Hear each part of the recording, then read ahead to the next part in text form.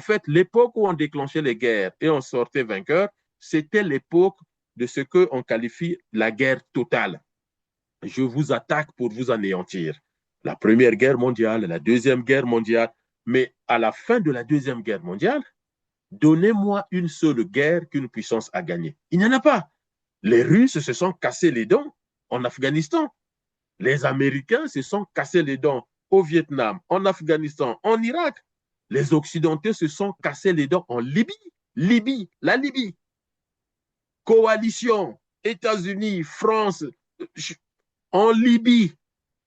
En fait, la seule conclusion, c'est qu'ils partent et ils laissent quoi? Le chaos. Est-ce qu'on peut finalement comprendre cet appel de Netanyahou à une coalition, disons, mondiale, comme il le dit, contre l'Iran comme un aveu, c'est ça, d'impuissance, où il avait vraiment sous-estimé les capacités, disons, iraniennes? Alors, je ne sais pas si c'est un aveu d'impuissance, mais moi, je dirais que c'est du verbiage. En fait, je parle pour parler, je parle pour meubler un vide. Mais lui-même, il n'y croit pas. Il sait, il est conscient que, je vous dis encore, si Donald Trump appelle à une coalition, les gens ne sont pas venus, en fait, Netanyahou joue un jeu. Mais ce que le monde doit comprendre, c'est que dans la stratégie israélienne, soit nous ou le chaos. Ce qui se passe aujourd'hui dans le prochain Moyen-Orient, c'est une stratégie israélienne, Netanyahou, qui veut dire soit vous êtes avec nous, soit on met le chaos partout, quitte à ce que tout le monde disparaisse. Mais ça, vous le retrouvez, puisque c'est un pays religieux, vous le retrouvez dans la Bible. Lisez la Bible. À chaque fois que le monde a été en grande difficulté, le Dieu que nous prions, semble-t-il, le Dieu d'Israël, qu'est-ce qu'il a fait? Il a tout rasé. Le déluge de Noé, c'est, si vous prenez une métaphore, le déluge de Noé, c'est Netanyahou aujourd'hui. C'est-à-dire que autant on accuse l'Iran de vouloir étendre la guerre dans toute la région, mais vous croyez que Netanyahou attend quoi? Netanyahou n'attend qu'une seule chose, les frappes de l'Arabie saoudite ou de Dubaï sur l'Iran, comme ça va encore être pire. On va aborder le deuxième volet qui porte sur l'élection présidentielle au Congo-Brazzaville. Les résultats sont connus, provisoires bien entendu, mais bon, il n'y aura plus de surprise. Alors, on va parler de la légitimité de cette élection avec toute cette fraude massive à ciel ouvert, il faut le dire comme ça. Les images circulent désormais et plus un seul Congolais n'est dupe, tout le monde sait que, ben voilà, ça a été un désordre. Et les Congolais n'ont jamais vécu une telle histoire depuis que le Congo est Congo. Alors, quelle sera donc la légitimité de cette élection? J'attendais jusqu'à ce matin voir si les chancelleries représentées au Congo ont commencé à faire des lettres de félicitations, pourquoi pas. J'attendais beaucoup plus aussi à l'Élysée qui généralement est au premier plan en la matière, mais jusque-là, il n'y a rien, rien ne bouge. C'est comme si, voilà, rien ne s'est fait au Congo et tout le monde est d'accord au niveau, surtout au Congo, tout le monde est d'accord de dire que cette élection, mais vraiment, ça a été mascarade, c'est trop petit. Il faut trouver peut-être un autre mot. Maintenant, il faut qu'on parle de la légitimité et la suite. D'abord, la légitimité de cette élection.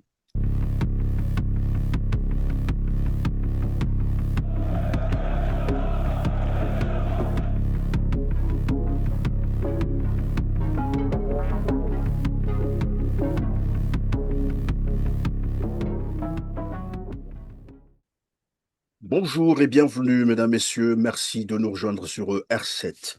Le monde bouge, le Moyen-Orient brûle. Va-t-on vers un embrasement généralisé? Les protagonistes ne semblent pas respecter les règles établies en temps de conflit. Désormais, même les centrales nucléaires sont ciblées, tout comme les infrastructures civiles et énergétiques. Jusqu'où cette guerre provoquée par la coalition américano-israélienne contre l'Iran pourrait-elle s'étendre? Quel rôle jouent les médias occidentaux dans cette crise? On en parle aujourd'hui avec Didier Mouni-Volo, spécialiste des relations internationales. Bonjour Didier. Bonjour, Monsieur Perrin, et merci pour l'invitation. Merci d'être toujours là pour nous. Nous allons aussi aborder la question de la crédibilité de l'élection présidentielle des 12 et 15 mars 2026 au Congo-Brazzaville, ainsi que la légitimité de ce scrutin, marqué, comme vous le savez, par une fraude massive à ciel ouvert. Didier Mounier-Volo, vous suivez l'évolution du conflit au Moyen-Orient, notamment l'agression israélo-américaine contre l'Iran. Israël accuse désormais l'Iran de crimes de guerre et exhorte les dirigeants mondiaux à rejoindre l'offensive contre l'Iran. En sorte une inversion accusatoire, s'il faut le dire comme ça. Que peut vouloir traduire cet appel à une coalition mondiale contre l'Iran? Une coalition appelée par Netanyahou, bien sûr. Alors, vous savez, l'histoire des coalitions contre ceci, contre cela, on se souvient au soir du 7 octobre, nous étions tous, nous avions tous condamné évidemment les massacres du Hamas en Israël. Ça, c'est totalement inacceptable, mais en même temps, nous étions tous étonnés d'apprendre du président français qu'il proposait une coalition mondiale contre le Hamas. D'accord? Mais les coalitions pour faire quoi? Ce n'est pas avec les coalitions montées de toutes pièces qu'on va aller combattre. Bon, Benjamin Netanyahou l'a dit, mais ça n'a aucun impact puisque Trump a demandé une coalition de ses alliés, y compris même de l'OTAN. L'OTAN dans la mairie, les États-Unis sont la première puissance. Trump a demandé l'intervention de l'OTAN et de ses alliés pour libérer le détroit d'Ormuz, mais l'OTAN a refusé, tout le monde a refusé. Il en a fait une crise d'adolescence en disant d'accord, on s'en souviendra. Donc, si les gens ne sont pas allés quand Trump a demandé, dites-moi comment ils iront quand c'est Netanyahou qui demande. Netanyahou n'a pas les moyens militaires pour protéger les pays qui vont constituer la fameuse coalition. Quand les États-Unis proposent une coalition, parce qu'ils mettent leur puissance militaire, leur puissance économique. On vous dit qu'en rien qu'en une semaine de guerre, de bombardement de l'Iran, les États-Unis, en tout cas, les États-Unis ont dépensé 11 milliards de dollars. Donnez-moi un autre pays au monde qui a cet argent-là à dépenser sur des bombardements qui n'apportent rien à sa population. La plupart des pays sont tellement englués dans des situations économiques et financières difficiles qu'aller dépenser de l'argent pour cette guerre-là, ça n'a aucun sens. Et d'ailleurs, il y a un pays où tôt ou tard, on va en parler, c'est la France. Hein, parce que les gens pensent que la France est à l'écart de cette guerre. C'est vrai, la France est à l'écart, mais attention, à l'écart, parce que la France ne bombarde pas l'Iran, mais la France utilise ses bases militaires stationnées, en tout cas les troupes prépositionnées, comme on le dit dans le jargon diplomatique ou de géopolitique, les troupes prépositionnées dans le golfe arabo-persique pour intercepter les missiles. Et ça coûte très cher. Or, pour le moment, le président français n'a pas dit ouvertement que la France joue ce rôle-là et combien ça coûte au porte-monnaie des Français. Parce que Oui, ces mais missiles. il est arrivé un moment où on a semblé nous informer que la France, évidemment, on parlerait aussi d'Israël, qui était presque à court de missiles d'interception. Et c'est de ça que je parle. C'est-à-dire que comment voulez-vous qu'un pays comme la France, qui n'est pas partie prenante de ce conflit, soit à court des missiles antimissiles?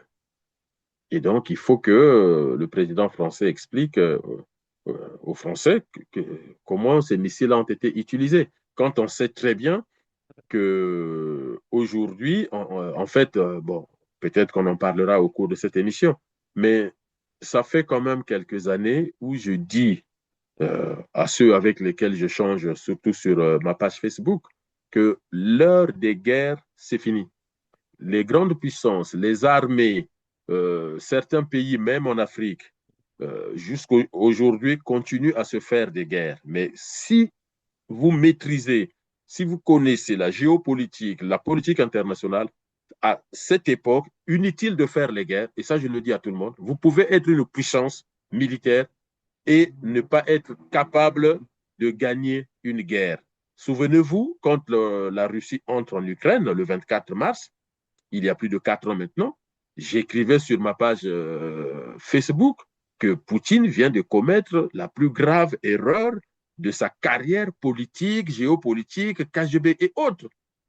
J'ai quelques internautes avec lesquels j'ai échangé me demandaient, j'ai dit, mais il ne va jamais gagner cette guerre. On n'est plus à l'heure où on peut déclencher une guerre et dire je suis vainqueur. En fait, l'époque où on déclenchait les guerres et on sortait vainqueur, c'était l'époque de ce qu'on qualifie la guerre totale. Je vous attaque pour vous anéantir. La Première Guerre mondiale, la Deuxième Guerre mondiale. Mais à la fin de la Deuxième Guerre mondiale, donnez-moi une seule guerre qu'une puissance a gagnée. Il n'y en a pas. Les Russes se sont cassés les dents en Afghanistan. Les Américains se sont cassés les dents au Vietnam, en Afghanistan, en Irak. Les Occidentaux se sont cassés les dents en Libye. La Libye. Coalition, États-Unis, France, en Libye. En fait, la seule conclusion, c'est qu'ils partent et ils laissent quoi? Le chaos. Est-ce qu'on peut finalement comprendre cet appel de Netanyahou à une coalition, disons, mondiale, comme il le dit, contre l'Iran comme un aveu, c'est ça, d'impuissance, où il avait vraiment sous-estimé les capacités, disons, iraniennes? Alors, je ne sais pas si c'est un aveu d'impuissance, mais moi, je dirais que c'est du verbiage. En fait, je parle pour parler, je parle pour meubler un vide. Mais lui-même, il n'y croit pas. Il sait, il est conscient que, je vous dis encore, si Donald Trump appelle à une coalition, les gens ne sont pas venus, en fait, Netanyahou joue un jeu. Mais ce que le monde doit comprendre, c'est que dans la stratégie israélienne, soit nous ou le chaos. Ce qui se passe aujourd'hui dans le prochain Moyen-Orient, c'est une stratégie israélienne, Netanyahou, qui veut dire soit vous êtes avec nous, soit on met le chaos partout, quitte à ce que tout le monde disparaisse. Mais ça, vous le retrouvez, puisque c'est un pays religieux, vous le retrouvez dans la Bible. Lisez la Bible. À chaque fois que le monde a été en grande difficulté, le Dieu que nous prions, semble-t-il, le Dieu d'Israël, qu'est-ce qu'il a fait? Il a tout rasé. Le déluge de Noé, c'est, si vous prenez une métaphore, le déluge de Noé, c'est Netanyahou aujourd'hui. C'est-à-dire que autant on accuse l'Iran de vouloir étendre la guerre dans toute la région, mais vous croyez que Netanyahou attend quoi? Netanyahou n'attend qu'une seule chose, les frappes de l'Arabie saoudite ou de Dubaï sur l'Iran, comme ça va encore être pire. Oui, parce Et que c'est ce qui peut expliquer finalement les frappes israéliennes sur le site nucléaire de l'Iran, Natanz, c'est-à-dire il se serait dit, ben, si je frappe ce site, c'est sûr et certain que l'Iran va riposter, et en ripostant, c'est sûr et certain qu'il va attaquer, et c'est ce qu'il a fait d'ailleurs, hein, en frappant certains sites. l'Israël a toujours été dans une stratégie du chaos. C'est pour cela que l'Israël n'a jamais eu peur d'attaquer qui que ce soit. Peut-être la Russie, la France, l'Angleterre, les États-Unis, la Chine, les Japon, bon, parce qu'ils savent que ça, c'est des puissances qui peuvent faire disparaître Israël de la carte du monde. Mais les autres pays, mais attendez, Netanyahou et Donald Trump disent qu'on va faire les négociations au Qatar, je crois. Les représentants du Hamas se trouvent au Qatar pour les négociations et, contre toute attente, Netanyahou frappe le Qatar. On se rappelle de cet épisode.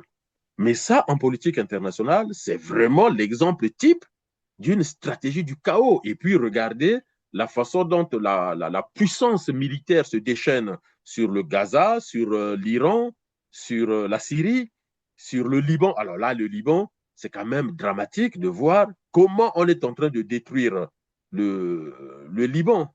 Mais trouvez-moi un sociologue qui vous dira que de cette façon-là, on a mis fin à la criminalité, au terrorisme. Ça, c'est faux. On ne peut pas mettre fin. En fait, il y a un très bon bouquin, Introduction aux relations internationales, qui est une classique. Hein, Pierre Renouvin et Durosel, ce sont des fondateurs ce sont eux qui ramènent les relations internationales en France. et dans leur livre Introduction aux relations internationales, ils demandent aux étudiants et aux spécialistes d'étudier les causes profondes qui font agir les individus sur la scène internationale. Et quand vous analysez les causes profondes, c'est-à-dire que c'est ce qu'on pourrait appeler les causes archaïques. Quand on dit un Iranien, un Israélien, un Libanais, il est qui? Mais il n'est pas celui que vous voyez aujourd'hui. Celui que vous voyez aujourd'hui, il est l'héritier d'une histoire millénaire.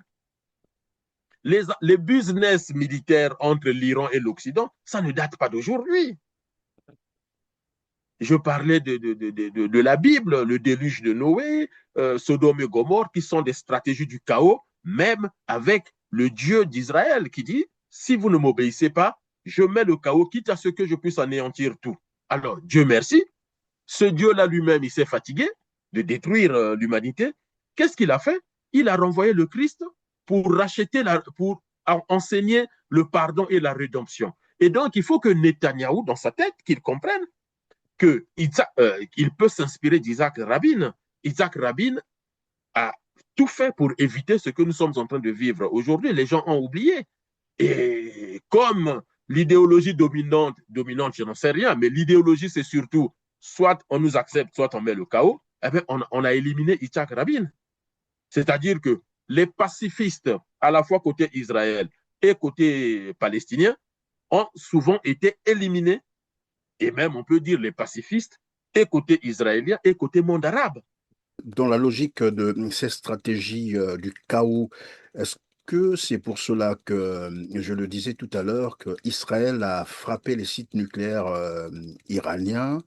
Question de forcer les autres pays du Moyen-Orient, voilà, finalement, de s'en prendre ou de riposter contre l'Iran. Question d'embraser toute la zone. Mais lorsque Israël frappe les sites nucléaires, Natanz ou les autres, c'est une manière aussi de pousser l'Iran à avoir une réaction forte. Mais la réaction forte, ça sera où? Ça sera en Israël et ça sera surtout dans les pays voisins. Dubaï est en train de payer une facture incroyable aujourd'hui. Et donc, pour Netanyahou, plus je frappe, plus il repose et dans les pays voisins, on va atteindre le point de rupture. Vous savez, mon dernier passage sur votre chaîne, je parlais de l'équilibre. Ce que vous appelez parfois désordre, c'est sur le plan international, ça maintient un certain équilibre.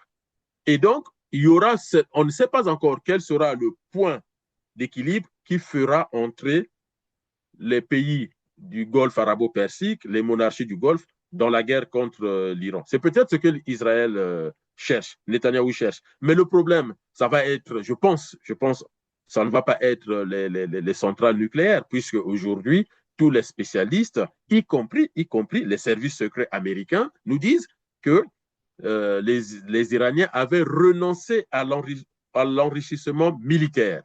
Alors, évidemment, il faut construire tout un discours autour des 400 kilos d'uranium ou enrichi à 60%, et vous avez tous ces physiciens, tous ces chimistes qui viennent Et là, élaborer les théories. ça nous rappelle un peu le petit flacon C'est exactement ça. du colonel, non, c'était le C'est général, je crois, exactement ça. Colin Et Powell. peut-être Oui, même qu'on va découvrir que ces 400 grammes, c'est un fantasme.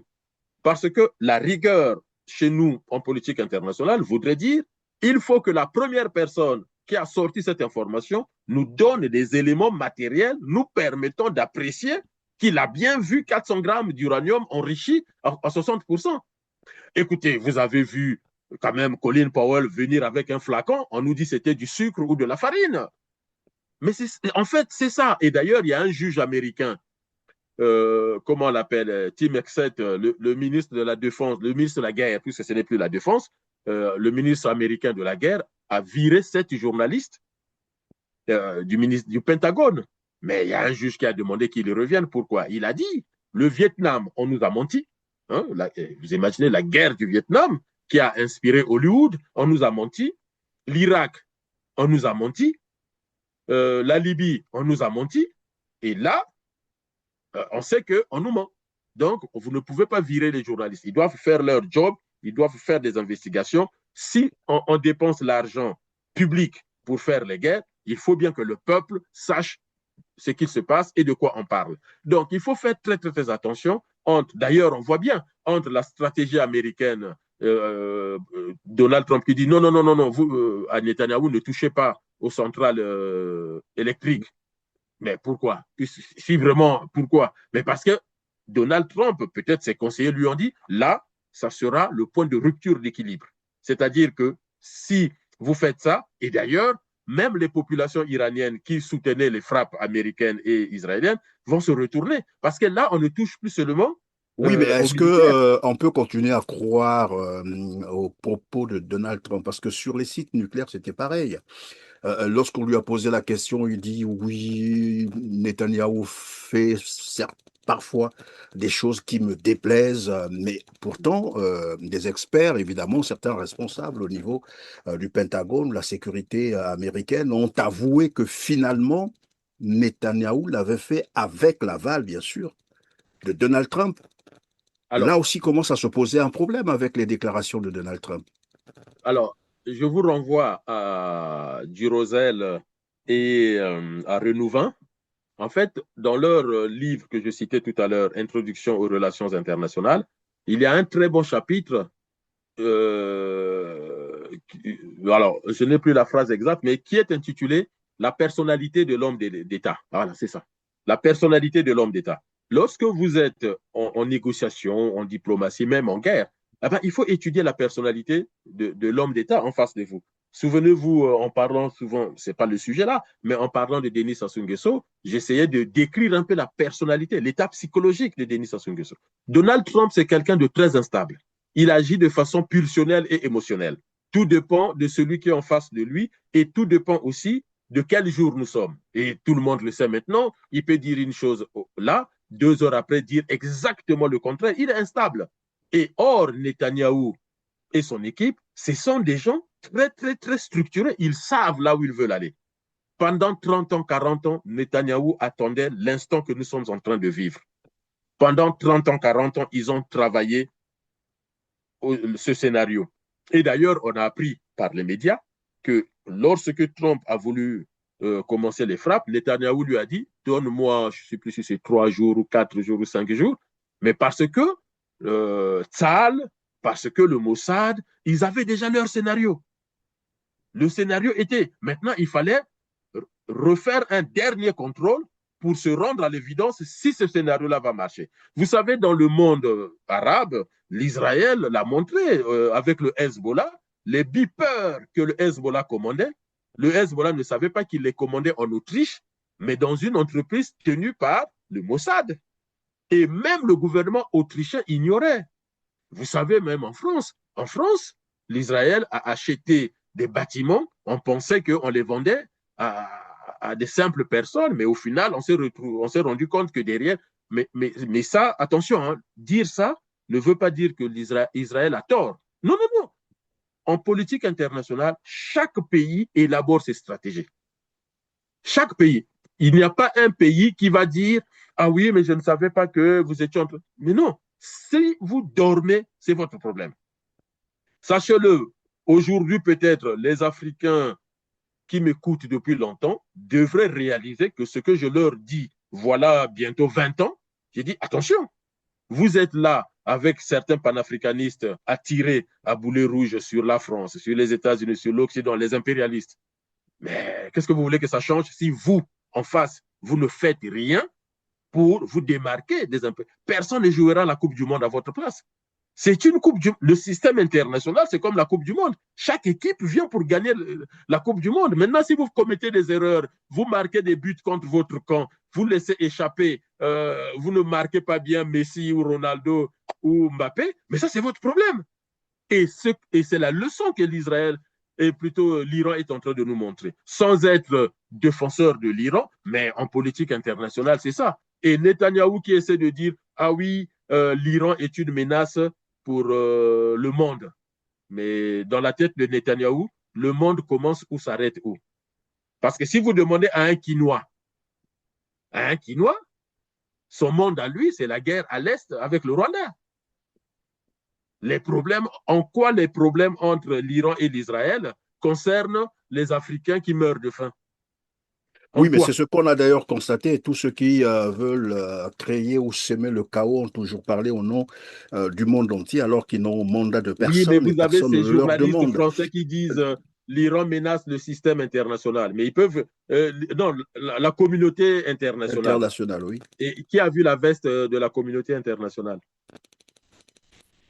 Ben, c'est la question C'est qu'on va se comme si, poser. Mais en fait, Didier dire ça, Mouidi-Volo, c'est comme si la préoccupation des populations du monde, ce sont les armes nucléaires de l'Iran. Mais c'est faux.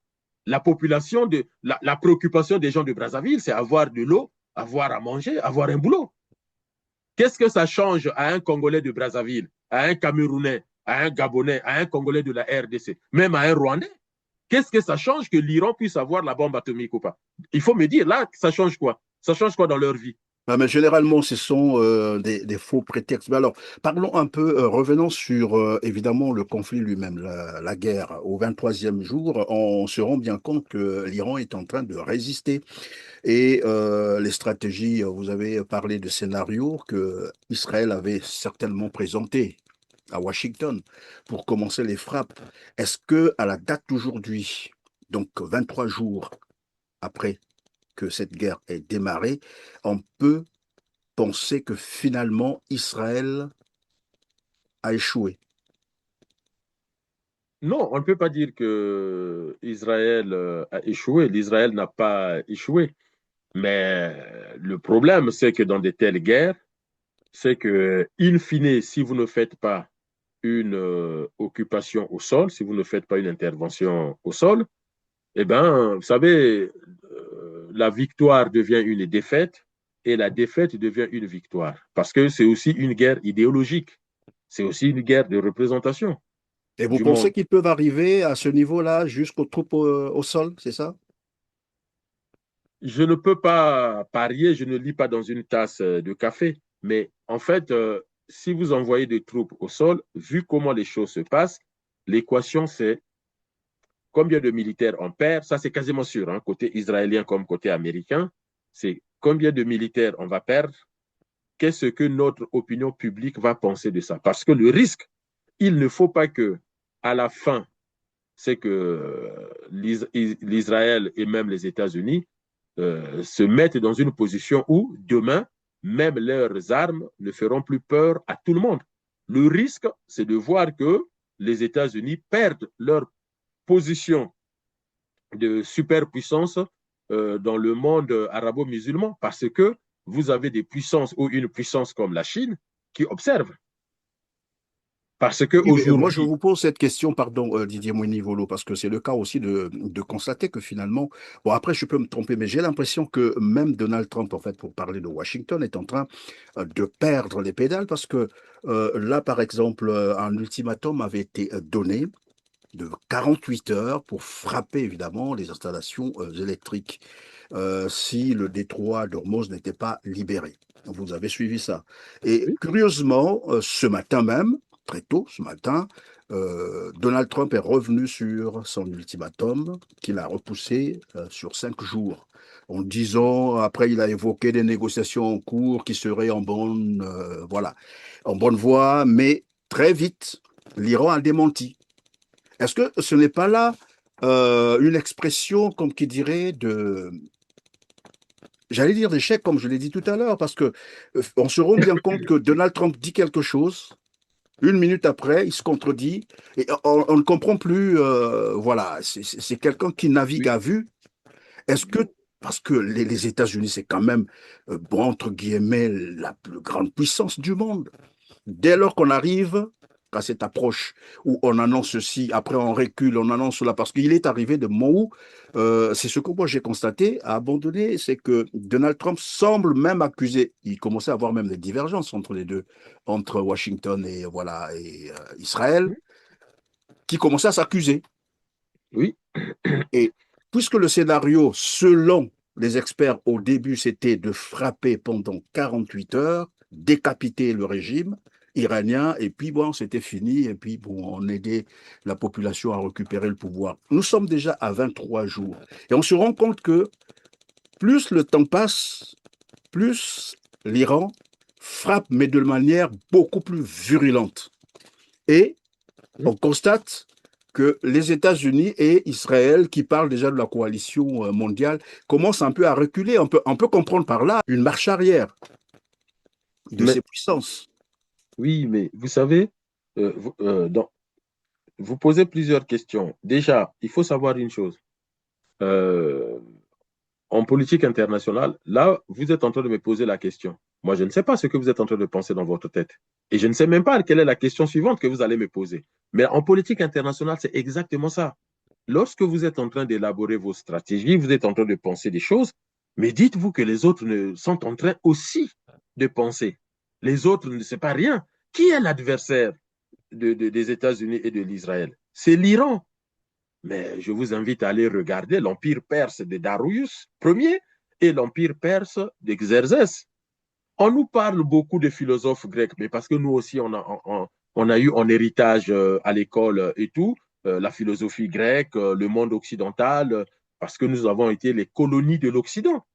Mais quand vous allez voir du côté de ce qu'on appelait la civilisation perse, l'Empire perse, c'était pas des gnocchis à poêler. Il y avait une science, il y avait un savoir, il y avait. euh, C'est-à-dire que l'Empire perse, c'est comme quand vous étudiez l'Empire grec ou l'Empire romain. C'est des gens qui ont créé des philosophes, si je peux dire ça comme ça. C'est des gens qui ont créé des intellectuels, des bibliothèques, des livres qui ont écrit. Donc, il y a tout un savoir et un savoir-faire militaire. Et Et donc, certains vous ne experts disent que l'Iran se serait préparé pendant 40 ans, c'est ça, Mais à cette l'Iran se guerre? serait préparé pendant 40 ans, mais aussi, regardez, il y a un sujet que je ne vois pas dans les médias, mais ou très peu, très, très, très peu. Attention, comment on appelle ça? Les grands stratèges au monde, c'était qui? Ou c'est qui? C'est des géographes. Ne plaisantez pas avec les géographes. Et d'ailleurs, la puissance allemande vient d'une science qu'on appelle la géographie. Mais chez nous, quand on nous enseigne la géographie, on nous enseigne le climat, le relief, la forêt, la savane. Mais non, ce sont les géographes qui ont donné à l'Allemagne le savoir nécessaire pour avoir cette puissance-là. Et d'ailleurs, en France, beaucoup de gens ne le savent pas, à la fin de la Seconde Guerre mondiale, il était interdit d'enseigner la géopolitique en France. Parce que la géopolitique, c'est ce qui a donné à l'Allemagne la suprématie sur l'Europe. Entre autres, ce n'est pas que, mais c'est surtout la géopolitique. Mais regardez la géographie iranienne. Demandez aux Américains combien de militaires américains sont spécialistes de la géographie iranienne. Vous savez Barack Obama. Barack Obama, c'est lui qui signe les accords de juillet 2015 avec François Hollande, hein, les accords de 5 plus 1 et l'Iran, où on nous rappelle aujourd'hui que l'Iran accepte le contrôle, l'Iran accepte de limiter l'enrichissement, l'Iran accepte même, si je ne me trompe pas, que son uranium De enrichi renoncer même à, oui, soit l'OTAN, stocké plutôt les par armes. les Russes. Il ne voulait pas que les Européens le prennent par les Russes, si je ne me trompe pas. Et l'Iran renonce à obtenir les armes nucléaires, mais en contrepartie, c'est ça la négociation. Il y a un très bon livre, Réussir sa négociation. Si vous me dites, Monsieur Perrin, dans la négociation, je perds tout, pourquoi je vais négocier avec vous? Pourquoi vous voulez que je négocie avec vous? Dans la négociation, et c'est Ségolène Royal qui en a parlé quand elle était candidate à la présidentielle, quand elle disait gagnant-gagnant. Et la diplomatie, c'est gagnant-gagnant. Sortir d'une guerre, c'est gagnant-gagnant. Si vous dites que moi, je perds, vous gagnez, ce n'est pas la peine. Pourquoi l'Égypte et l'Israël ne se sont plus fait la guerre? L'Égypte a failli causer des conséquences très graves à Israël dans le mont Sinaï. Pour l'Égypte, récupérer le mont Sinaï était une fierté nationale. Mais pour l'Israël, le mont Sinaï, où je n'ai rien à faire, qui est un désert, ne doit pas constituer une menace pour ma sécurité nationale. Et donc, l'accord gagnant-gagnant, c'est quoi? L'Égypte accepte de ne plus attaquer l'Israël, de ne plus passer par le Sinaï, et l'Israël, en contrepartie, dit, je vous rends le Sinaï. Donc, chacun gagne quelque chose. Mais dans cette histoire où vous dites qu'on va bombarder les centrales nucléaires plutôt les centrales électriques de l'Iran. Donc, les populations iraniennes vont mourir de soif, les hôpitaux ne vont plus fonctionner. Et vous voulez qu'en contrepartie, que l'Iran applaudisse ou bien que l'Iran mette le feu partout. Moi, j'appelle ça la stratégie de la tortue, la géopolitique de la tortue. La tortue, elle est toute petite, elle marche lentement, mais si vous mettez la tortue sur les braises, assurez-vous que la tortue est morte. Parce que si la tortue n'est pas morte, elle va tellement répandre les braises, tout va brûler. La forêt va brûler tout autour. Mais en fait, en géopolitique, si vous prenez le comportement de Trump et qu'un étudiant répond comme Trump dit, il a 0/20. Vous prenez Netanyahou et vous lui dites que l'Iran est une menace pour le monde et qu'on enseigne ça dans une école de relations internationales ou de diplomatie de géopolitique. Celui qui répond ça, il a 0/20. C'est Et pour cela que moi, malheureusement, c'est ce qu'on observe plutôt au niveau de la presse. J'allais dire la presse occidentale, c'est presque tous les médias qui relaient cela, que l'Iran serait une menace pour la planète, à la rigueur. C'est ce qu'on veut en faire matière, comprendre en aux gens. matière, en matière d'armes nucléaires, sauf les imbéciles, pour croire ça, sauf les imbéciles, tous ceux qui étudient les sciences internationales, ils savent que le premier pays aujourd'hui qui va faire usage de l'arme nucléaire immédiatement et de façon instantanée recevra en retour les frappes. Qui l'a dit? Le ministre français de la Défense face à Poutine. Vous savez, Poutine mettait souvent en avant ses armes nucléaires jusqu'au moment où les Occidentaux ont dit l'OTAN est une puissance militaire nucléaire. Poutine sait que à l'instant même, les missiles balistiques vont quitter la Russie vers l'Europe.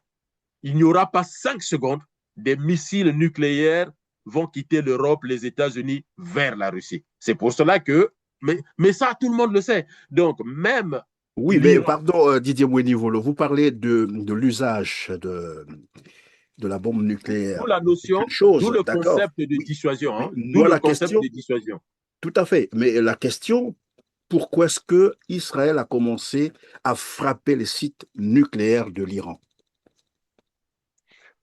Parce que Israël, la théorie du chaos, ce n'est pas une limite pour l'Israël. Ce n'est pas une Ça veut limite. dire qu'ils Et peuvent utiliser l'arme nucléaire. non, c'est deux choses différentes. Non, non. Frapper, bombarder l'Iran avec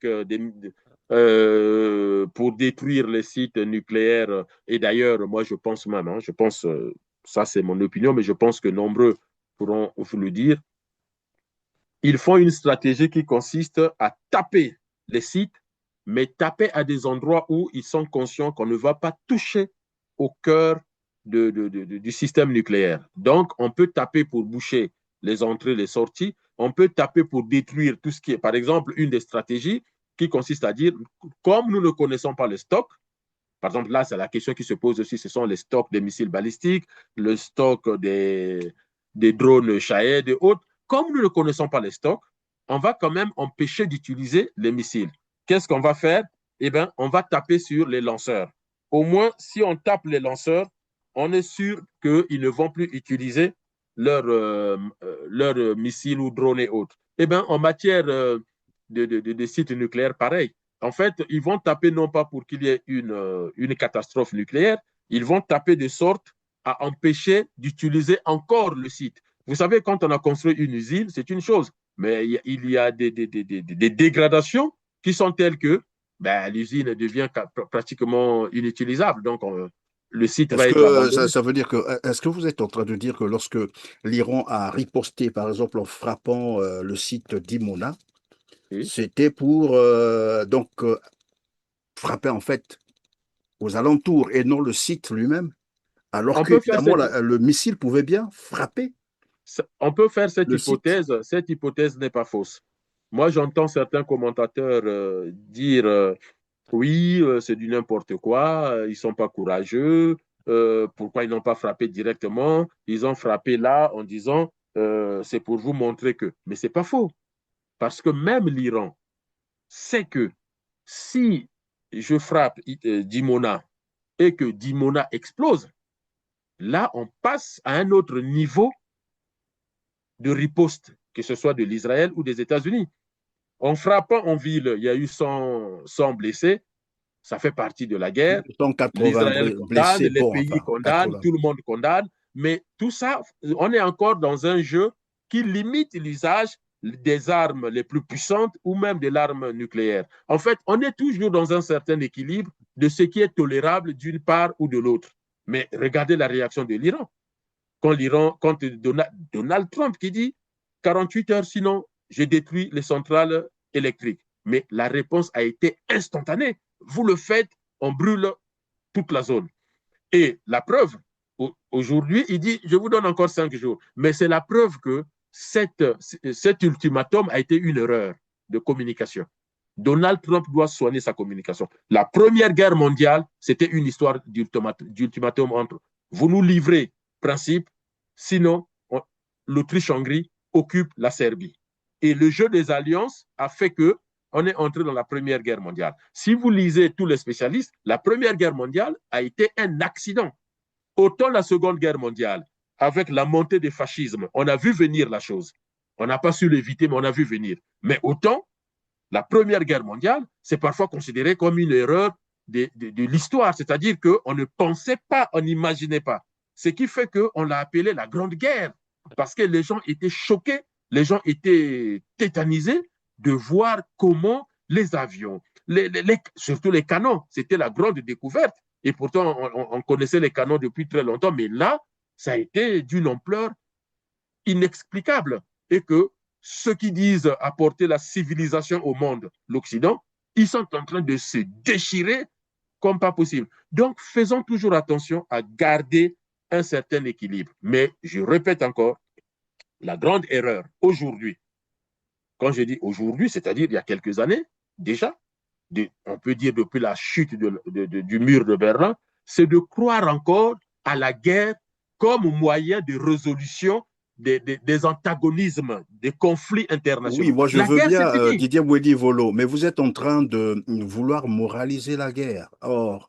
Je ce ne, à quoi non, nous assistons aujourd'hui, malheureusement, il n'y a plus de morale.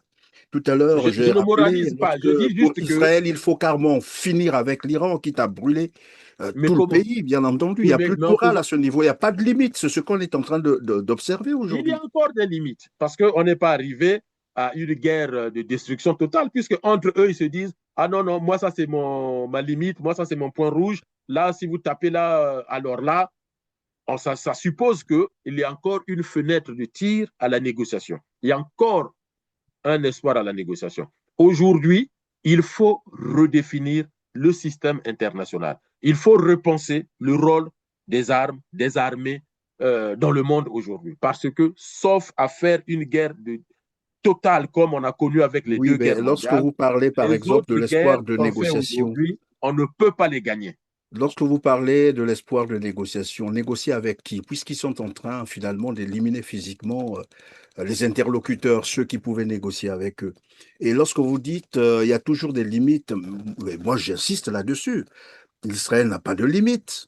La preuve, c'est qu'il arrive même à éliminer physiquement ceux qui pouvaient négocier avec lui et frappe Alors, n'importe où, il n'y a plus de limite. Et s'il n'y avait pas cette intervention, par exemple, de Washington, c'est sûr et certain que si ce n'était qu'Israël, il rasait tout jusqu'au site nucléaire. Et il a oui, commencé à le faire, en fait. je vous dis que l'Israël est dans une stratégie du chaos, Oui, en mais donc il disant, peut provoquer un chaos mondial aussi. oui, Il a tenté de le faire, là, dernièrement. oui, mais c'est pour vous dire que quand je parle des limites, du côté des Occidentaux, du côté des Américains, on a bien vu, Trump lui a dit, mais moi je pense que Trump, ce sont ses conseillers qui lui ont dit, non, là, on ne peut pas. Mais en dehors de ses conseillers, il y a aussi le monde arabe. Hein. Moi je pense qu'ils sont en lien avec les puissances, en tout cas les pays du Golfe arabo-musulman ou arabo-persique, qui ont dit, non, nous là, ça sera la limite parce que, prenez, vous savez, c'est un sujet dont on parle des fois, les stocks stratégiques. Prenez les stocks stratégiques. Quels sont les stocks stratégiques en eau potable au Moyen-Orient? Il n'y en a pas. 3 jours, c'est rien. Quand moi, j'étais choqué d'entendre qu'ils ont des stocks en eau potable de 3 jours. C'est-à-dire, si on touche les usines de désalinisation, en 3 jours après, ils n'ont plus d'eau potable. Donc, imaginez la catastrophe. Mais allons plus loin. l'Inde. Or, la Chine a des stocks stratégiques en tout, pratiquement en tout, médicaments, alimentation, énergie, des stocks allant de 6 mois à 1 an. Là où on apprend que l'Inde a des stocks stratégiques d'une semaine. Et là, au moment où je vous parle, en Inde, on est en train déjà de rationner le gaz. Alors que l'Inde, ce n'est pas l'Inde qui est en train de se battre, l'Inde n'est ni du côté de l'Iran. Mais Non, mais il regardez se déjà les prépare, conséquences. on ne sait jamais, il se Mais non, prépare. mais les conséquences sont déjà là. Et donc, posez-vous la question en Afrique. Posez-vous la question en Afrique. Non, nous, on se Qui se bat encore préoccupe, avec les élections. qui se préoccupe des conséquences de cette guerre en Afrique noire? Pratiquement personne. Et quels sont les changements? Quels sont les changements sociaux, économiques, financiers, géostratégiques que les pays africains d'Afrique noire sont en train de faire là, mais qu'ils auraient dû faire depuis la guerre en Ukraine ou le Covid, hein? Mais là, avec la guerre dans le Golfe, qu'est-ce qu'ils sont en train de faire pour changer le modèle économique de leur pétrole, de leur gaz, de leur énergie, de leurs engrais? Qu'est-ce qui en est? Rien, absolument rien. Donc, voyez-vous que si on ne pose pas des limites, en fait, ce chaos-là, eh bien, peut-être que ni l'Israël, ni l'Iran, ni les États-Unis ne vont se relever de ce chaos. Et là, la puissance va être qui? Eh bien, la Chine. En fait, c'est des accidents historiques comme ça qui font que lorsque vous vous rendez compte que vous êtes en train de vous détruire et que c'est la puissance d'à côté, il y a une belle image de National Geographic qui montre deux antilopes en train de se battre et qui n'ont pas fait attention que la lionne s'approchait. Au moment où les deux antilopes se rendent compte que la lionne était à côté d'elle, trop tard, il y a une qui a perdu sa vie. Donc, il faut qu'on fasse attention. Il faut revenir dans le système des organisations internationales gouvernementales. Même si on a critiqué que ça sert à éviter les catastrophes qu'on a aujourd'hui. Il faut que les gens puissent s'asseoir et se dire l'Israël doit exister, mais l'Iran aussi doit exister. Si l'Israël est soucieux de sa sécurité, l'Iran aussi est soucieux de sa sécurité. Et donc, il faut trouver les moyens de se parler, de négocier et d'éviter les guerres parce que gagner une guerre aujourd'hui, je ne crois pas que ça soit possible, sauf les guerres totales. Vous savez, ces guerres-là, on appelle ça, Monsieur Perrin, les guerres conventionnelles. Et donc, dans les guerres conventionnelles, on utilise les armes conventionnelles. Et aujourd'hui, personne ne peut gagner une guerre conventionnelle. Ça, c'est très compliqué. Oui, je reviens donc sur le revirement de Donald Trump ce matin, qui estime que, bon, voilà, il peut encore étendre son ultimatum sur 5 jours, alors qu'il était très ferme lorsqu'il lançait son ultimatum de 48 heures, bien entendu. Et dans le même temps, il a mis en mission plus de 2500 Marines qui sont en route pour le Moyen-Orient. Et ce matin, il dit non, j'ai renoncé. Bon, voilà, j'ai suspendu l'ultimatum jusqu'à 5 jours. Est-ce que ce n'est pas une stratégie de surprise, c'est-à-dire qu'il veut faire une surprise comme il a coutume de le faire, c'est-à-dire faire baisser d'abord la tension, puisque finalement la tension était vraiment montée, il fait baisser la tension, et puis surprendre ses adversaires. Sinon, pourquoi ne pas rappeler aussi d'urgence ces Marines qui sont mis en route?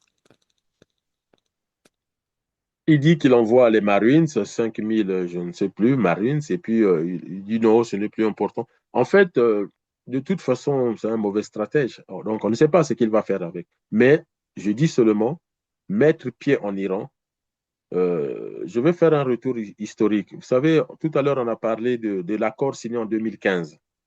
Hein, de l'accord signé. Vous savez pourquoi Barack Obama signe? La presse, hein, une partie de la presse internationale a critiqué Barack Obama. D'ailleurs, Donald Trump critique souvent cet accord. Il est sorti de cet accord en 2018. C'est aussi ça qui déclenche tout. Parce qu'il sort de là et il ajoute une liste de sanctions. Il faut savoir que dans le droit international, les sanctions américaines sont illégales. Ça, il faut le savoir. Hein, dans le droit international, au nom de la souveraineté des États, vous n'avez pas le droit de sanctionner mon pays. Au nom de quoi? Il faut poser souvent la question aux puissances qui mettent des sanctions. Au nom de quoi ils mettent les sanctions? Même l'ONU, même l'ONU qui valide les sanctions contre un État, des fois, ça arrive, hein, en Iran et ailleurs, l'ONU, mais Oui, c'est l'anarchie, évidemment. demandez au premier secrétaire de l'ONU en vertu de quelle loi. L'ONU n'est pas au-dessus des pays. On n'a pas créé l'ONU pour être Oui, mais juge des c'est pays. tout le problème de ces institutions, parce que dernièrement, on les a même Et d'où il entendu faut les dire, réformer. demander à l'Iran d'arrêter voilà, toutes ces opérations militaires, et c'est sans condition. C'est comme si c'est l'Iran qui avait commencé. Et donc, c'est l'ONU qui demande à l'Iran de cesser ses La, frappes. la solution aujourd'hui, il Attendez, faut que certains États puissent demander qu'on puisse réformer les Nations Unies. Les Nations Unies ne sont pas là pour valider les sanctions contre un pays. Dans ce cas, pourquoi on ne mettrait pas les sanctions contre Sassou Nguesso quand on voit, attendez, les autorités françaises, ceux qui ont géré, ils ont souvent l'habitude de critiquer les pays africains d'être des pays de dictature. Mais pourquoi ils ne mettent pas les sanctions? c'est la Pourquoi ils ne question mettent qu'on pas? se poserait. Donc, moi, ce que je voulais vous faire comprendre aux téléspectateurs, c'est que si Barack Obama signe cet accord, c'est que Barack Obama demande une étude sur l'Iran. Il veut pour savoir qu'est-ce qu'il fait du cas iranien. Mais Barack Obama découvre que les Américains, depuis 1979, avec la prise de leur ambassade et que les relations diplomatiques ont été coupées entre l'Iran et les États-Unis, mais les États-Unis ne connaissent pas l'Iran. Ils ne connaissent pas l'Iran. Donc, s'ils envoient les militaires en Iran, les militaires seront exactement comme ce qui s'est passé où? À Mogadiscio. Demandez les militaires qu'est-ce qu'ils étudient, entre autres, dans les écoles de guerre. Ce sont des cartes géographiques, mais surtout, ce pas des cartes géographiques. Moi, j'ai fait le département d'histoire, on avait des cours de géographie. On appelle ça les cartes topographiques. Or, aujourd'hui, demandez aux généraux américains de vous expliquer la topographie de l'Iran. Ils ne la maîtrisent pas. Donc, Barack Obama savait que si j'envoie nos Marines en Iran, je les envoie comme à Mogadiscio. Vous ne pouvez pas arriver, quand vous faites une expédition militaire, les gens ont des cartes topographiques. Donc, ils savent que sur telle altitude ou telle longitude, on trouvera un cours d'eau. C'est pour cela qu'ils prennent le nécessaire. Or, aujourd'hui, la cartographie des sites de tir de l'Iran, en dehors de ce qui se trouve dans les grandes villes, on ne sait pas ce qu'il y a dans les montagnes. Vous imaginez au moment où Netanyahou et Donald Trump disent que c'est bon, on a tout anéanti, on a tout anéanti. On nous montre des montages avec des films d'Hollywood et boum, on apprend qu'il y a 2 missiles balistiques en direction Beaucoup plus puissant de encore. Diego Garcia.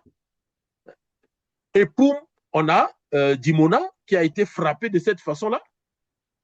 Alors, est-ce que on est. Donc, Barack Obama a signé l'accord parce qu'il a compris vaut mieux aller vers la diplomatie, le dialogue, parce que de toute façon, nous ne savons même pas ce qu'ils ont.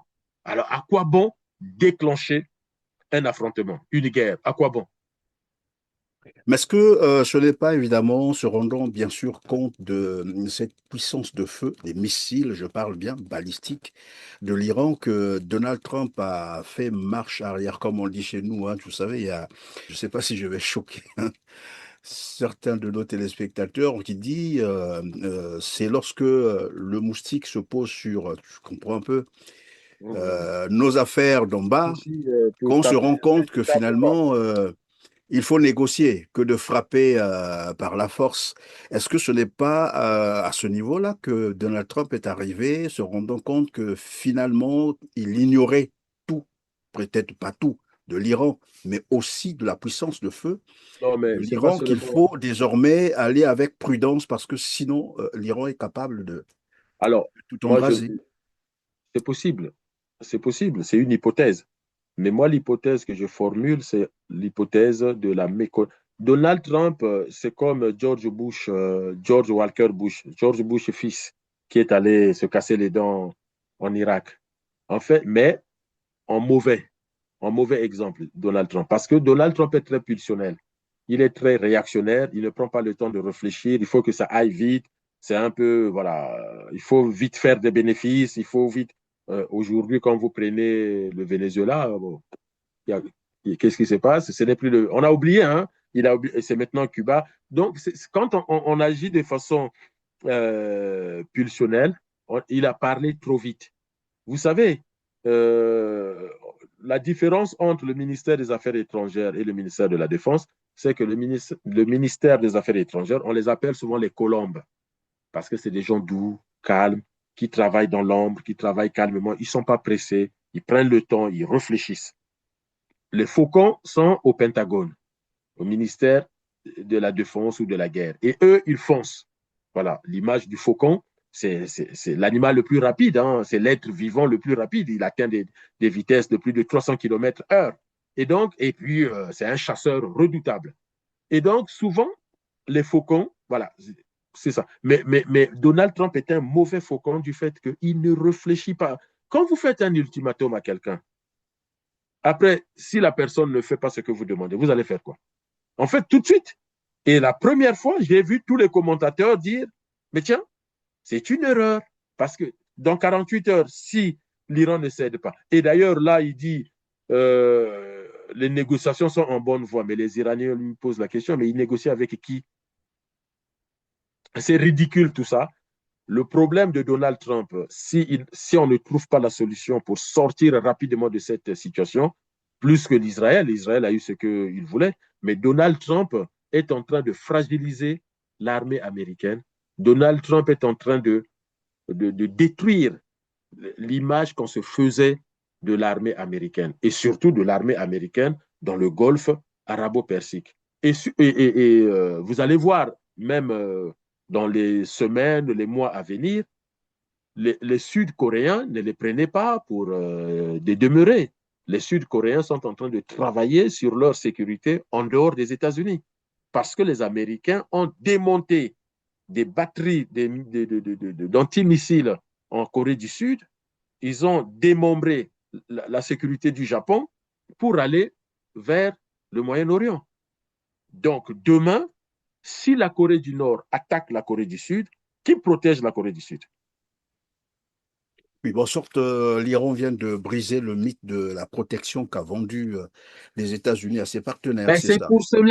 c'est pour cela que les organisations internationales étaient la garantie des États-Unis de continuer à avoir cette idée de puissance, c'est-à-dire venir négocier que de se battre. C'est au moment où vous allez vous battre, vous allez découvrir vos faiblesses. Vous allez regarder les Russes. Donald Trump n'a même pas tiré le leçon de la Russie en Ukraine. Regardez les colonnes des chars russes sur combien de kilomètres? Pendant toute la journée arrêtée, semble-t-il pas de carburant, semble-t-il problème de communication, de logistique et autres. Mais imaginez que l'Ukraine aurait eu une aviation redoutable. En un jour, vous perdez tous vos chars. La durée moyenne d'un char, la durée moyenne de vie d'un char au combat, c'est entre 10 et 20 minutes. C'est entre 10 et 20 minutes. Parce que c'est un matériel lourd qui se déplace très difficilement sans choquer les gens. C'est pour cela que dans l'armée américaine, vous aviez les noirs dans les chars, les blancs dans les avions. Parce que c'était des appareils entre les appareils qu'on abattait facilement et les appareils les plus difficiles à abattre. Donc, aujourd'hui, Trump fait des calculs qui sont faux. Il fait des calculs du jour le jour, alors que mener une bataille, il faut avoir une stratégie, il faut avoir un objectif. À chaque fois, les objectifs changent. Et donc, demain, si vous étiez à l'époque des empires, et c'est ce que les gens ignorent, nous sommes quand même un monde civilisé avancé. Hein. Regardez l'histoire de Rome, ce genre d'histoire, les militaires qui rentraient de la bataille faisaient un coup d'État. Dans les temps anciens, avec Oui. un chef comme Donald Trump, les généraux qui rentrent après que tu nous as foutu la honte, eh ben, ils te déposent. Il faut voir. Alors, est-ce que demain, on aura un coup d'État aux États-Unis? Je ne pense pas. Mais n'empêche Ou que. peut-être un renversement aussi de régime en Israël, pourquoi pas, Mais puisqu'il y a écoutez déjà des comment il parle. manifestations. Il parle aux généraux qui protègent les États-Unis, qui ont prêté serment, qui sont dans tous les théâtres, à travers tous les océans, pour protéger. Il leur dit, mais pourquoi vous n'applaudissez pas? Si vous voulez applaudir, applaudissez. Si vous ne voulez pas dégager, partez. Mais Dégagé. dites adieu à votre carrière. Ah bon? Si on veut applaudir, on applaudit. Si on veut faire autre chose, vous pouvez faire ce que vous voulez. Vous pouvez quitter la salle si vous le voulez. Ça serait embêtant quand même. Les gens qui sont dans les sous-marins nucléaires tactiques, les gens qui sont dans les porte-avions, la protection de l'Amérique, c'est eux, et vous permettez de leur parler comme ça? En fait, c'est C'est ça. vraiment du Donald Trump. Et Alors, donc, et en Didier plus, Monivolo. il veut les rendre ridicules en Iran. Oui. Il veut faire une intervention au sol. Maintenant, si l'Iran dit, OK, vous avez pris cette île-là où j'ai toutes mes réserves de gaz, eh bien, on va les perdre. Et d'ailleurs, une frappe israélienne a fait que le Qatar a perdu 17% de sa production de gaz dans cette zone. Alors, vous imaginez?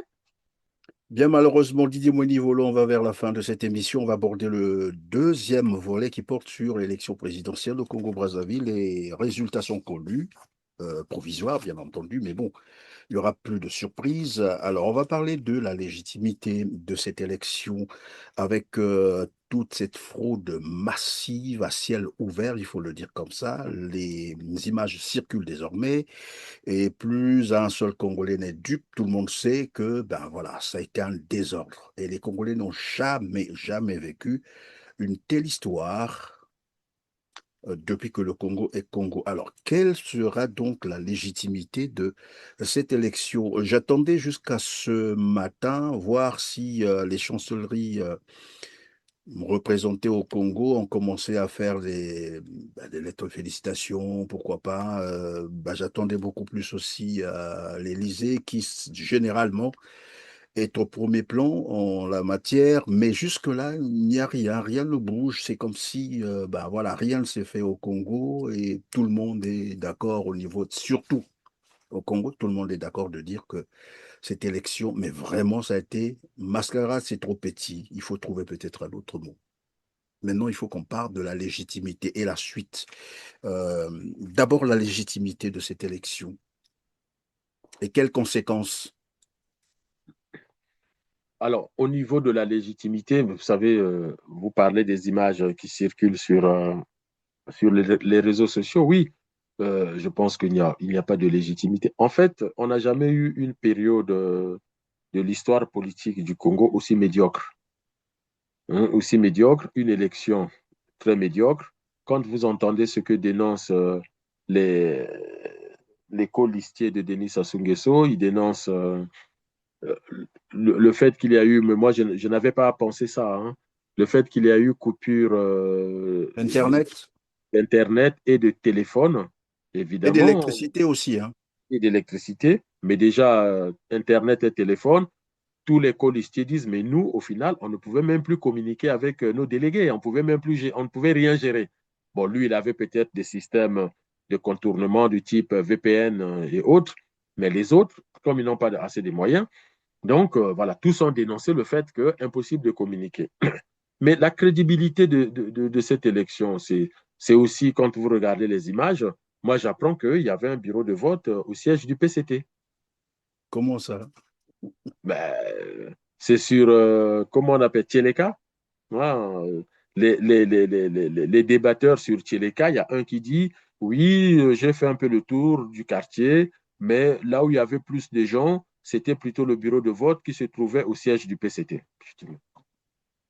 Mais depuis qu'on a un bureau de vote dans le siège d'un parti, c'est comme pourquoi on aurait un bureau de En vote sorte, dans... ce bureau de vote a été monté pour des stratégies de communication, parce qu'ils savaient que là-bas, il n'y avait que les partisans du PCT à qui on pouvait aussi donner de l'argent pour affluer et puis filmer, dire que, bon, voilà, il y a eu... Depuis quand on met un bureau de vote dans le siège d'un parti politique? Pourquoi pas dans les maisons des gens? Je crois qu'en 2021, il y avait chez Oui, Ominga, en 2021, il y a eu un bureau de vote comme ça chez Raoul Ominga, dans Raoul Ominga. son salon à lui. Vous voyez les fauteuils à côté, lui-même il est assis dans son En fauteuil et fait, puis en voilà, fait, les urnes au salon. on passe beaucoup de temps à commenter l'actualité du Congo. Moi, ça ne me dérange pas. Permettre aux compatriotes de comprendre. Mais qu'est-ce qu'on peut attendre quand vous dites légitimité, quand vous dites et après? Mais qu'est-ce que vous voulez attendre d'un tel pouvoir qui se comporte comme ça? Moi, la seule chose que j'ai envie de vous dire, Monsieur Perrin, mais que les gens prennent 92, 97 et aujourd'hui, je ne comprends pas ceux qui ont critiqué Pascal Lissouba et qui aujourd'hui trouvent toutes les excuses pour expliquer le comportement de Sassou. On est en hôpital psychiatrique. Franchement, j'ai l'impression d'être dans un hôpital psychiatrique.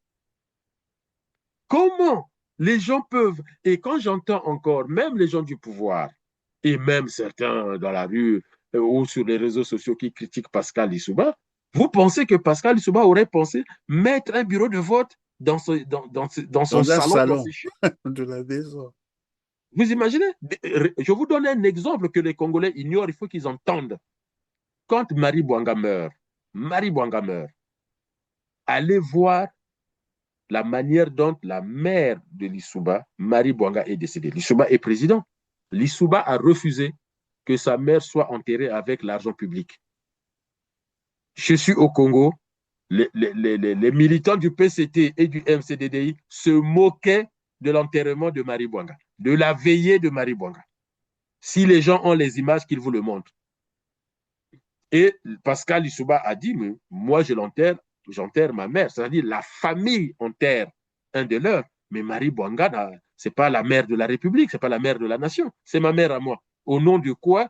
Et certains ministres, certains militants disaient, oh, comment ça, il est le président, sa mère doit être enterrée dignement.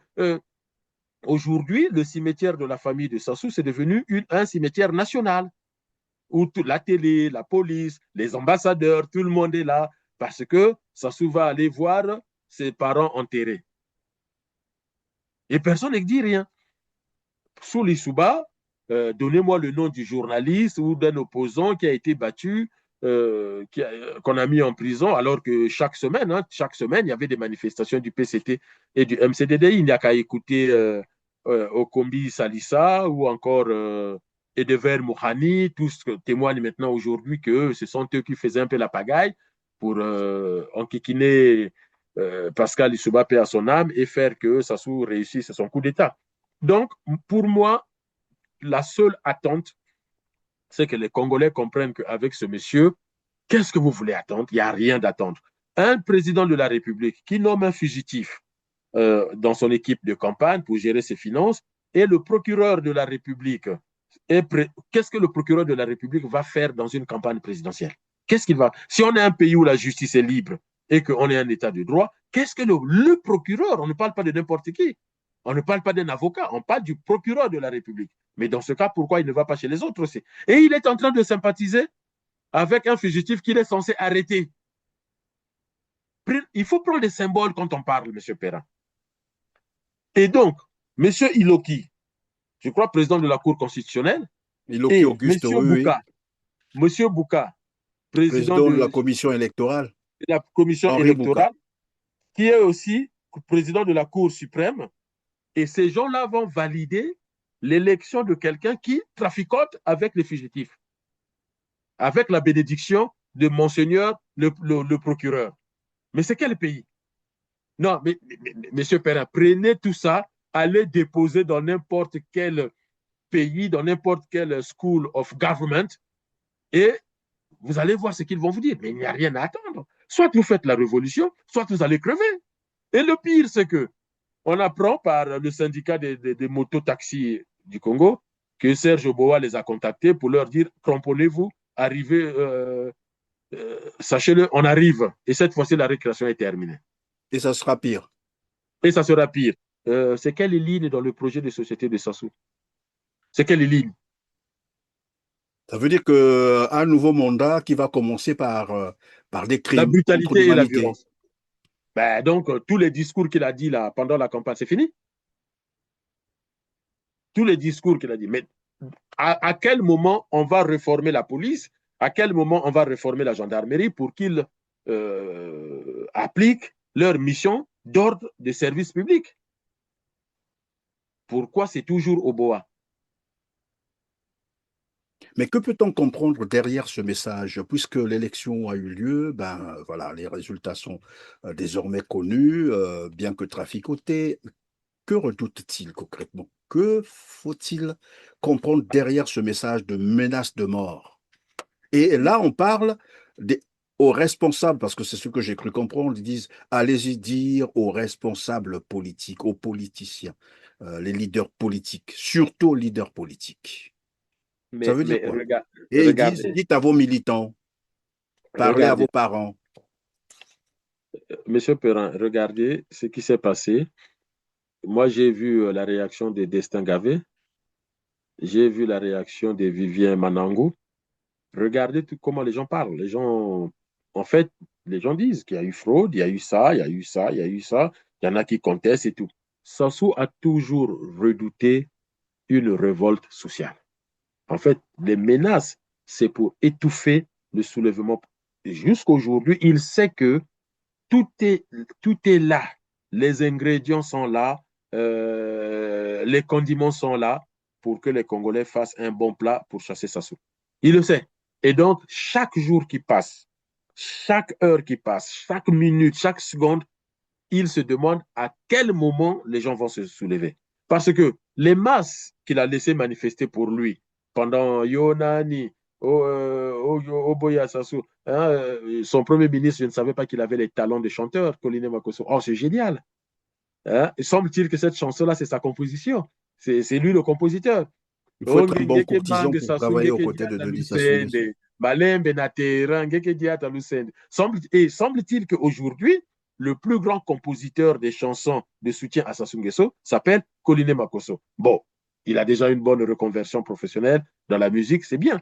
Donc, toutes ces foules qu'ils ont amassées, à qui ils ont promis, mais les mêmes foules peuvent sortir demain parce que les promesses ne sont pas tenues.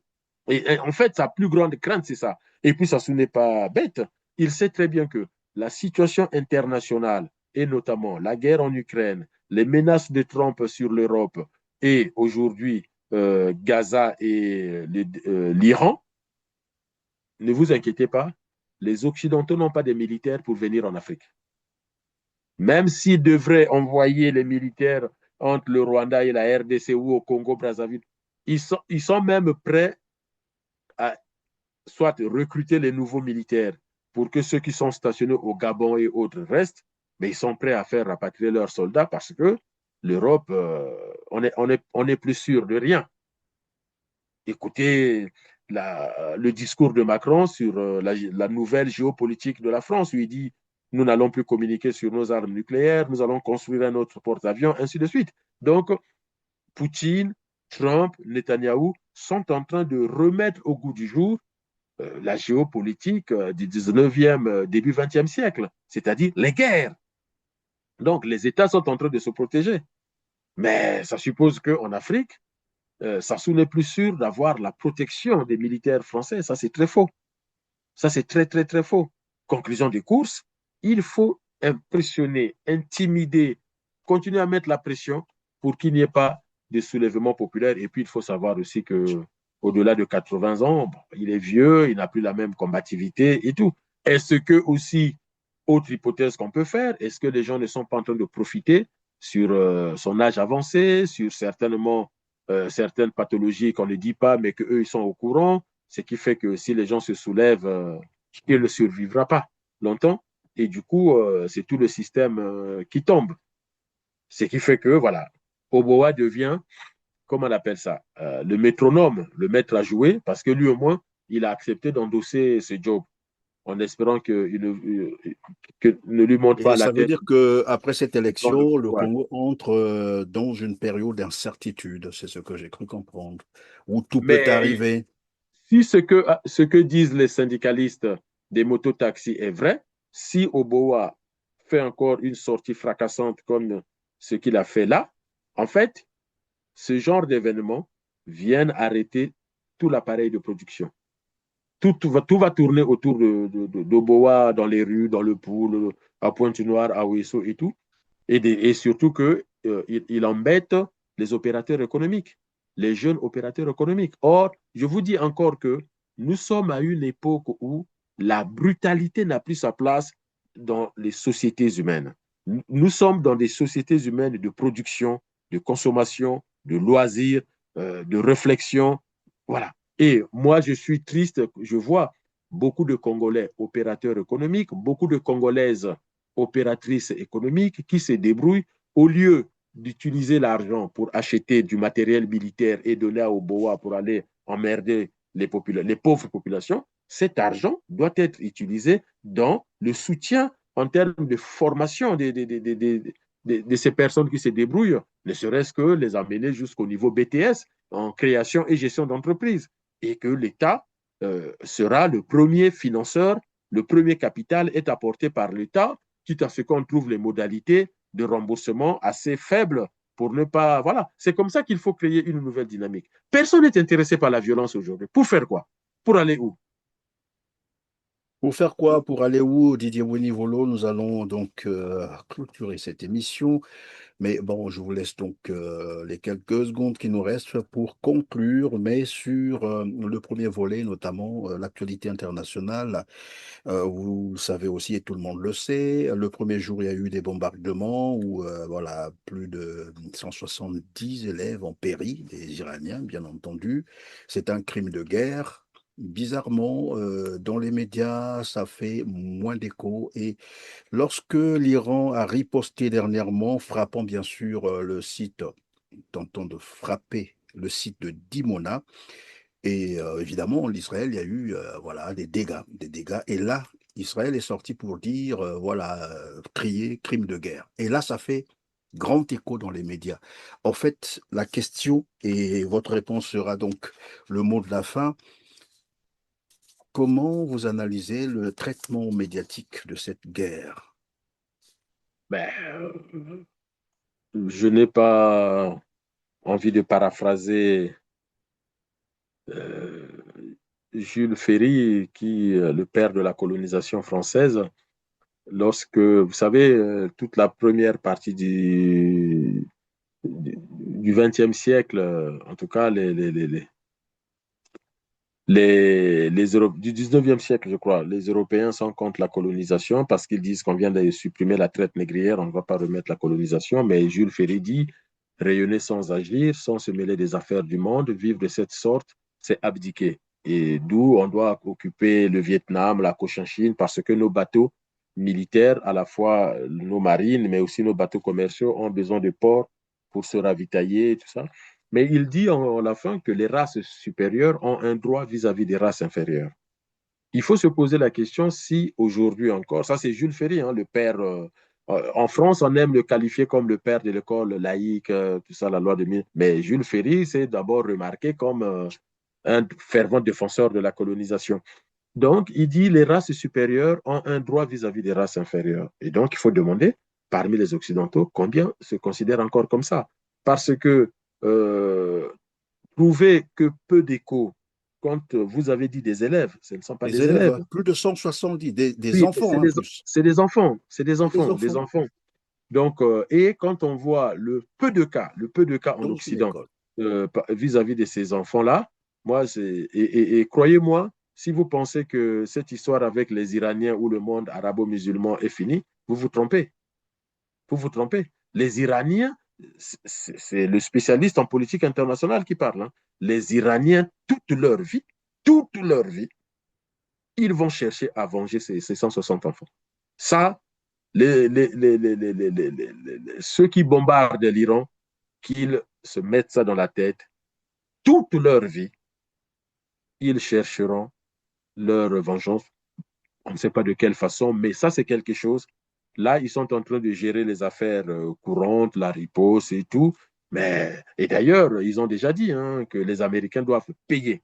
Hein, ils doivent payer, ils doivent réparer ce qu'ils ont posé comme acte. C'est pour cela que, pour moi, vraiment, il faut que des gens de bonne volonté, je ne sais pas si c'est les Chinois, les Japonais, les Malaisiens, je ne sais pas si c'est les Suédois, les Norvégiens ou les Africains, il faut que des gens montent au créneau. Il faut des manifestations publiques partout dans Il le faut monde. peut-être créer aussi un autre équilibre médiatique, parce C'est qu'on a ça, c'est ça. l'impression que Créer un autre équilibre médiatique pour dire aux gens, voilà, il faut que cette guerre s'arrête. Il n'y a pas 36 000 solutions, il faut trouver le moyen d'arrêter cette guerre. Après, moi, je regarde les chaînes françaises, ils font des très bonnes analyses. Mais je vous dis, 80%, 90% de ce que les gens vous racontent sur BFM, CNews ou France Télévisions, on ne peut pas, ce n'est pas ce qui est enseigné dans les écoles de guerre ou en relations internationales. Derrière moi, c'est des bouquins c'est les références en politique internationale. Et vous plongez là-dedans, personne ne vous a dit que vous pouvez cogner un pays et ce pays ne va pas rendre. Par tous les moyens, ce pays-là va rendre. Après, pour conclure, vous voyez une fois de plus l'Afrique noire à l'écart des affaires internationales. Qu'est-ce que je veux dire par là? Aujourd'hui, les États-Unis ont tiré profit de la chute de l'Occident. Et d'ailleurs, on a connu l'Égypte pharaonique, hein, qui au final a été occupée par les autres puissances. Or, l'Europe a connu la Première Guerre mondiale. L'Afrique noire était à l'écart, hein, il n'y a pas eu d'affrontement. Et après, on n'a pas tiré profit, surtout la Deuxième Guerre mondiale. Et ça, il faut que nous, Africains, qu'on se le dise. Alors que l'Europe est totalement détruite pendant la Deuxième Guerre mondiale, perd toute sa puissance, comment ils ont continué à coloniser? Pourquoi, à ce moment-là, l'Afrique n'a pas pris le relais? OK, c'est passé. Mais aujourd'hui, qu'est-ce que les pays d'Afrique noire sont en train de faire pour remplacer ce que le monde arabe est en train de perdre et l'Europe est en train de perdre? Quand je le dis, je ne dis pas qu'il faut engager une guerre des civilisations, comme l'avait dit Samuel Huntington. Non, le choc des civilisations, c'est pas ça. Je dis juste que quand des puissances sont en train de se neutraliser, à côté, il y a d'autres groupes, d'autres États, d'autres nations qui sont en train de reprendre le relais. Et donc, le rôle de l'Afrique noire, l'Afrique pétrolière, gazière, est-ce que ce rôle-là, on va le voler au Qatar? C'est pas méchant ce que je suis en train de dire. Dubaï qui est devenu la place tournante de l'or africain, l'or pillé, pas acheté, l'or pillé en RDC, au Soudan, au Congo-Brazzaville, au Gabon, trafique par les pays anglophones et arrive à Dubaï. Comment Dubaï, pays pauvre, émirat pauvre, dans les années jusqu'aux années 2000. Aujourd'hui, je vois maintenant les documentaires sur les chaînes françaises faisant ce comparatif. Mais ça fait combien d'années sur votre chaîne? Je vous dis, allez voir ce qu'était Dubaï en l'an 2000, mieux que Dolisie, mieux que Kinshasa. Le Qatar est un village de pêcheurs en l'an 2000, mieux que Kinshasa.